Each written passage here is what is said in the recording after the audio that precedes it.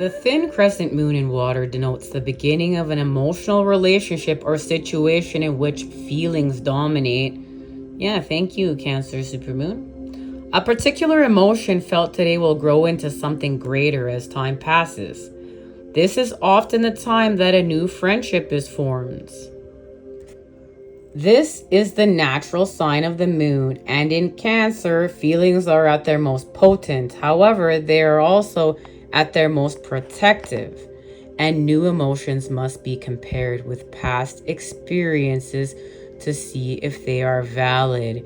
And that is the key piece of information from the old to the new within the Four of Pentacles.